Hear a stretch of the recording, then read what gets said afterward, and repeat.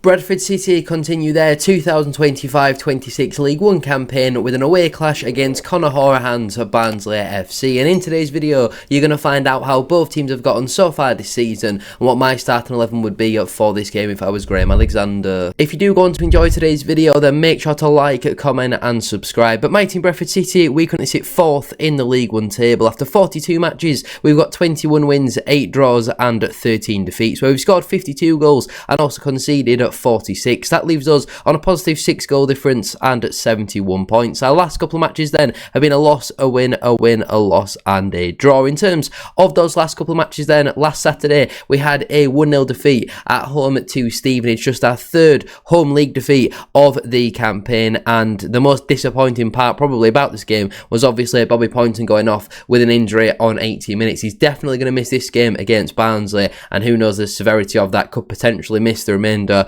of the season. But Stevenage didn't really create anything. We just switched off a little bit from a long throw. We had 3 or 4 really good opportunities, especially in that second half, and should have definitely won the game. We did more than enough to win this football match, but Stevenage are effective at what they do, and I do think they are going to be a trouble for whoever comes up against them in the playoffs. Hopefully we manage to avoid them. We also had a 2-1 win away at Wycombe Wanderers. Pretty poor first half. Wycombe were definitely the better of the two sides, but obviously we managed to get back into it in the second half. For some reason, Max Power's not been credited with the assist according to Flashscore for Aidan Baldwin's goal, but we all know how poor Bradford City have been for the large part away from home this season, so to go away to Wycombe, go 1-0 down with how strong they've been at home under Michael Duff, obviously former Barnsley manager, and pick up 3 points, absolutely fantastic win for us. We also had a 1-0 win at home at Northampton Town. I'm pretty sure they are the second team to be confirmed as relegated down to League 2 this season, but Stephen Humphreys scoring the only goal of the game on 14 minutes, former Barnsley man, obviously popping up I think with his 7th league goal of the season. I'm pretty sure he's up to double figures now in all competitions and has not started a single game as a winger or wide-sided attacking midfielder, but always nice to win your home games, and certainly a match that we did deserve to win. We also had a disappointing 2-1 defeat away at Burton Albion. We were very good for 35 minutes, something like that. Should have been 2 or 3-0 up. Didn't take our chances, conceded a very sloppy goal. The second one's a great finish, and obviously we do manage to eventually pull a goal back through Tyreek Wright. Great through ball from Lee Evans, but second half we created absolutely nothing, and a defeat probably was a deserved result. And we also had a 1-1 draw at home to Mansfield Town. This game feels like a lifetime ago, nearly a month ago now. By the time the Barnsley game comes around, this will actually be over a month ago, which goes to show how little games we've played really in the last couple of weeks. But obviously Mansfield take the lead through Adebayojo. Some pretty poor defending from us. We just can't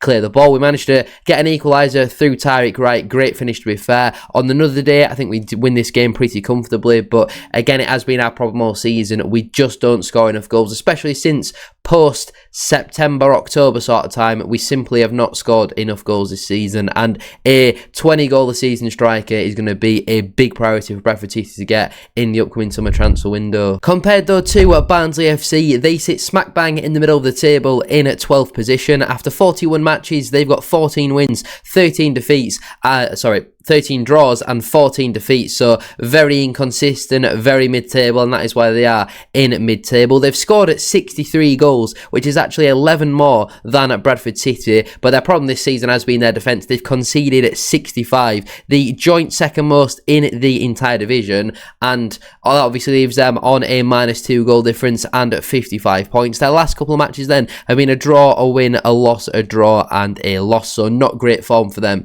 at this moment in time. On Tuesday, they actually played out a 0-0 draw away at Port Vale, their first clean sheet in probably forever. They did get a penalty in the second half. Lots of power behind it from Adam Phillips, but not loads of accuracy, and a good save, I think, from the Port Vale goalkeeper. Looking at the stats and the highlights from this game, to be fair, the highlights showed that it was a bit of a nothing affair. The stats maybe show that Barnsley should have ran away from the game with maybe a 3 or 4-0 scoreline, but the highlights certainly didn't show that. Maybe Tom Bradshaw should have have had a goal or two, but unfortunately for Barnsley, they just weren't able to convert any of their chances. They also had a 3-1 win away at Rotherham. Despite how inconsistent Barnsley have been, everybody seems to be able to beat Rotherham, even though they were away from home. Brace for Tom Bradshaw was just talking about him there. Rotherham's only goal coming from the penalty spot, and you look at the stats from this game, and even though Rotherham have dominated possession for the large part, Barnsley were probably the better of the two sides in a lot of the other statistics, although maybe winning by 2 goals was a little bit flattering. They also had a 3-0 defeat at home to Plymouth. I looked at the highlights from this game, and Barnsley were defensively absolutely awful and deservedly beaten in this game. You look at the stats from this match, Barnsley created very little, just 1 shot on target at home. Despite dominating possession, Plymouth have dominated in pretty much every other statistic and did certainly deserve to win this game. They also had a 1-1 draw away at Burton. Charlie Webster finding himself on the score sheet for Burton, but it's that man again, David McGoldrick, popping up with a late equaliser for Barnsley. Obviously, he has missed the last couple of matches with injury. I think he's a big doubt for Saturday's game as well, which is obviously very positive news for us. I think Conor Hourihane said that at the absolute most he might get 30 minutes, which again is a big boost because he always plays very well against us. But 18 goal contributions for this season. I think since the middle of January, he has absolutely turned it on. 38 years of age, out of a deal with Barnsley in the summer, and I think he said today that he's not heard anything from Barnsley, so for his understanding he's only really got 2.5 weeks left, so maybe Bradford City could go back in for him in this upcoming summer transfer window. But a very talented player, and if he does play, one that we will need to keep an eye out of. Looking at the stats from this game, did seem like quite an even affair, and a draw probably was a fair result. And prior to that one then, they had a 1-0 defeat at home to Doncaster Rovers. Never ideal losing against one of your South Yorkshire rivals. Obviously they managed to beat Rotherham, they lost at Doncaster at home. Elliot Lee scoring a second half penalty was enough for the visitors, and again you look at the stats from this one, maybe Barnsley deserved a little bit more out of it, at least a point definitely. Before we do go any further though with today's video, please make sure to drop a like on there for me and subscribe to the channel as well if you are new. Can we try and hit 150 likes on today's video? And don't forget to get your thoughts in down in the comment section down below. Let me know down below your starting 11 for this game. Would you make any changes from Saturday's defeat against Stevenage? Obviously you're going to have to, because there is going to be no Bobby Poynton, but also let me know down below your score prediction for this game. Do you think Bradford City will get back-to-back away wins? Let's move on then to my team then for this game against Barnsley, and I have made a lot of changes. I'm not going to lie to you, I'm looking at our next couple of fixtures, and obviously we've got Barnsley to play on Saturday, then Plymouth on Tuesday, and then Bolton the following Saturday. I don't think we can play our best team for all 3 of those games, and you look at what is the weakest of those 3 fixtures, you would say it's the team that are in mid-table. You wouldn't say it's the team that are in flying form and chasing, really closing down on the playoffs, and you also wouldn't say it's one of the teams that are above us in the table. There's not many of them, so certainly the weakest game on paper is this one against Barnsley. And I'm not saying let's just throw the kids out. This is still a very acceptable side for Bradford City to be putting out, in my opinion, but I don't think we need to be playing players who've got history of picking up injuries, who were the wrong side of 30 for 3 straight games. I would maybe rest them, even bring them on off the bench, but certainly not start some of those players in this fixture. So in goal for me, I would stick with Sam Walker. I don't think goalkeeper is a position that you need to rotate in fear of injury or fatigue, anything like that. Sam Walker, obviously, will be a little bit disappointed not to have kept a clean sheet against Stevenage. They offered very little, scored with their only shot on target, but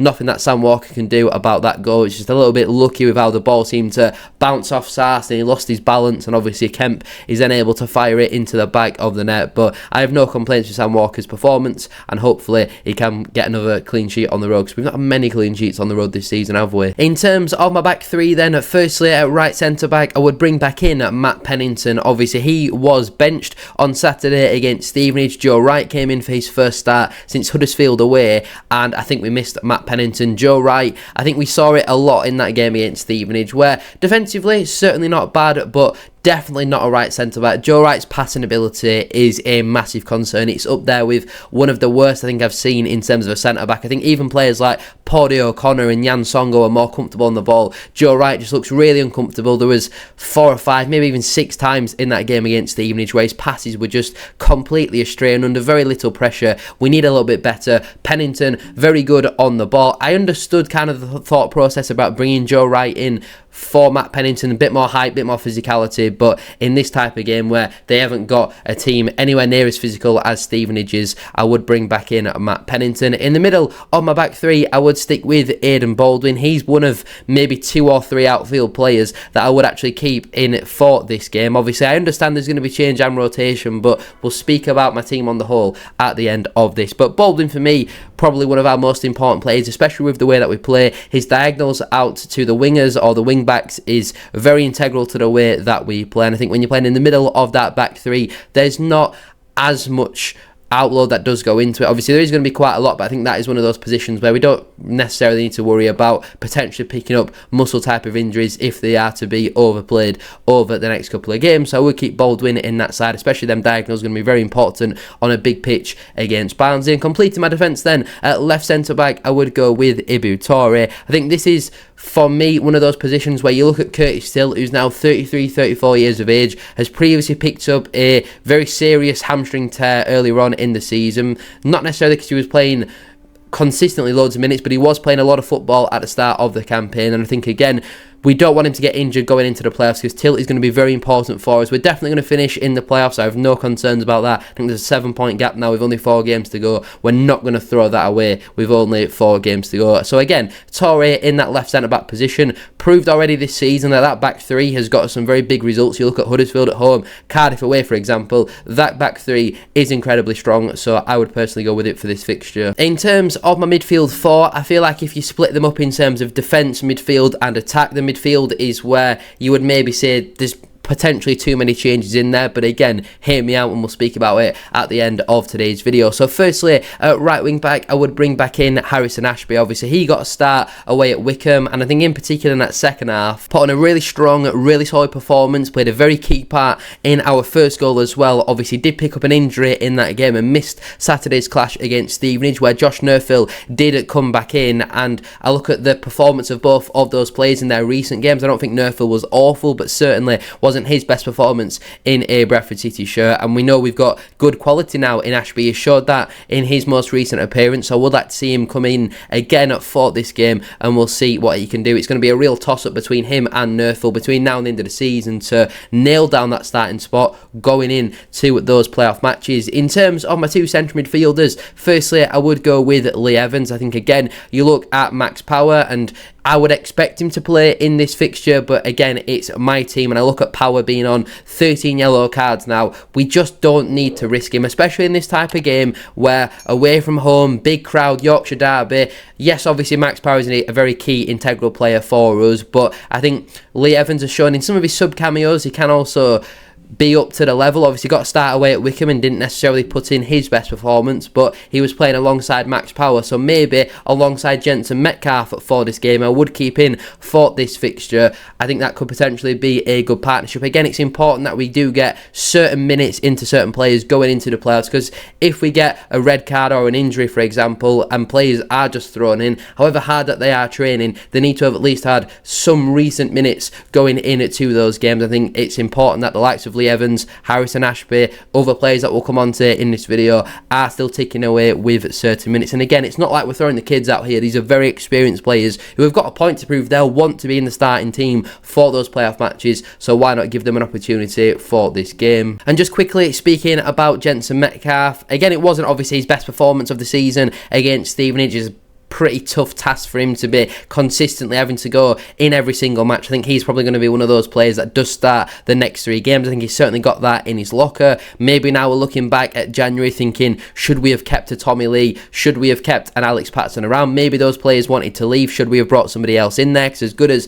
Jensen Metcalf has been this season for Bradford City, there is the odd game where you think maybe a different type of profile, like somebody with Patterson with his incredibly high pressing or goal scoring ability, might have been been a little bit more important. And completing my midfield four then, at left wing back, obviously I've put Ibu Toure in my back three. You could maybe argue Kelly at left centre back and Toure at left wing back, but I think if we get to the playoffs, then it's going to be Toure at left centre-back if Tilt is unavailable. It is absolutely not going to be Kieran Kelly. Obviously, Tyreek Wright is unavailable through injury, so that only really leaves you with Louis Sibley to start in at that position. Now, I know a few people have probably just immediately scrolled down to the comments and they're going to be like, why the hell would Louis Sibley start for this game? But he's not played that much football in a Bradford City shirt. And again, if we're wanting to make sure that players are not getting injured before the playoff matches. Now, some people might go, we're not even in the playoffs at the moment. Play Kelly, play Toure in those two positions and try and maybe win the game that way. But when I look at the big pitch that Barnsley have got and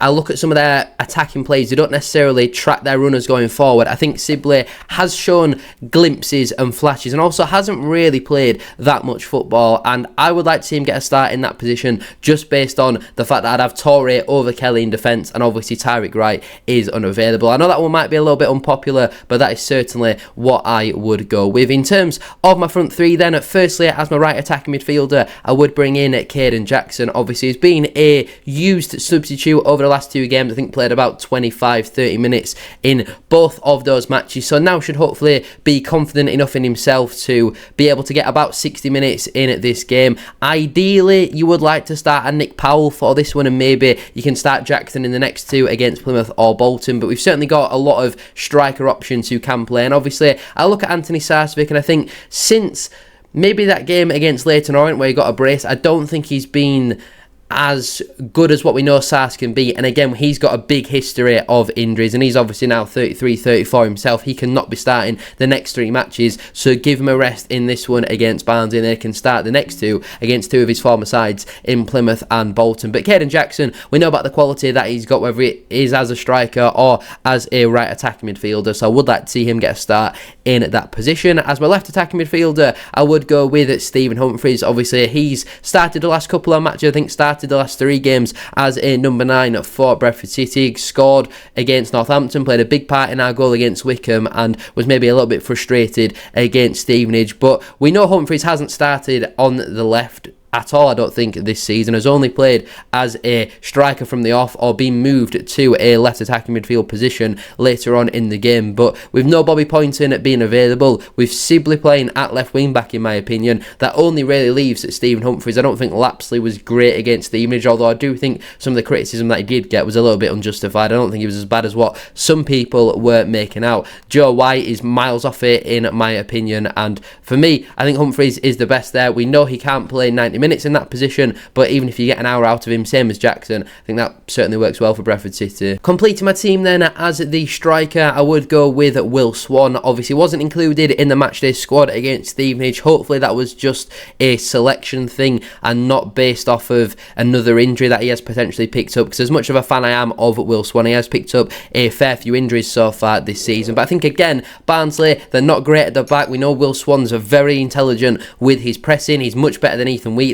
He's miles better than Paul Mullin as well. So for me personally, Will Swan leads the line for this game. I think that's a good, balanced, rotated team. Still more than good enough to go there and get the 3 points. Maybe people might be more confident with Kelly playing left centre-back and Toure in left wing-back. But I think if we're going to make some changes, which I think is needed, again, we're definitely going to finish in the playoffs. We're not bottling a 7-point gap with only 4 games left to go. We're simply not doing that. Not with 2 further home games to be played at Valley Parade, and we've proven that in our last game that we can pick up points on the road. We are able to make changes in this type of game, use the squad, get minutes into them going into them playoff games. On the bench then for me, that would leave Joe Hilton, Josh Nerthil, Curtis Till, Max Power, Anthony Sarcevic, Nick Powell and Ethan Wheatley. That is almost like Avengers assembled on the bench there. That is an absolutely incredibly strong bench. Would I expect to see this many changes? Probably not. We'll probably start our best team for the next 2 games and then make loads of changes against Bolton, which for me is not the right thing to be doing. In terms